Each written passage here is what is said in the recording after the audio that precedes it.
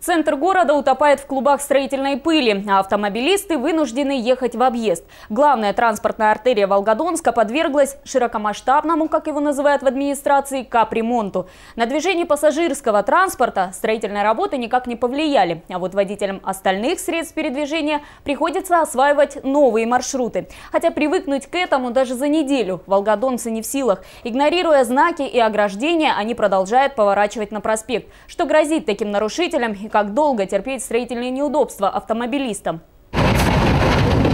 То, что когда-то было разделительной полосой, превратилось в груду мусора. Обломки проезжей части проспекта Строителей уже неделю сгребают и вывозят. Кардинальное, на первый взгляд, вмешательство в дорожный ландшафт глобальных изменений облика главной улицы города не повлечет. И разделительные полосы, и так называемые карманы останутся на своих местах. И уже сегодня на месте прежнего бордюра строители начали установку нового.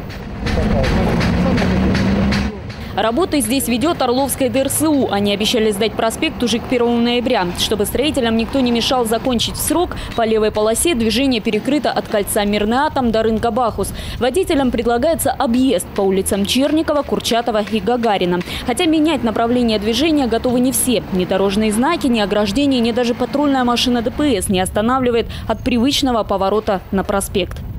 Очень ставят знаки плохо. Они находятся в ту сторону вообще. Ну, посмотрите сами вот. И то, что никто не видит, вон, посмотрите, сколько машин стоит, и никто знаки не видит, и поэтому всех штрафуют. Задумалась. Ну, правда, задумалась, поехала, и все.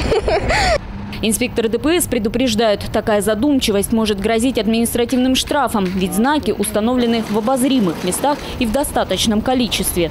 Ну, все зависит от того, как водитель внимательно управляет транспортным средством и следит за дорожной обстановкой.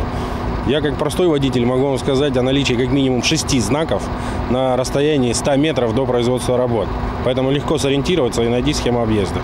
Ну а для тех, кто все же не разглядел знаки, инспекторы лично проводят экскурсию по местам нарушения автомобилистами правил дорожного движения. Правда, стоит такая экскурсия с гидом в погонах может 300 рублей. Именно такой размер штрафа предусмотрен для нарушения. Зато после этого у водителей обостряется и зрение, и внимание. Вам не видно знаки? Ну мне-то видно, сейчас видно, тогда было не видно. Это будете внимательнее ездить? Ну, я больше тут ездить не буду вообще. Лидия Шимко, Сергей Овчаренко. Новости ВТВ.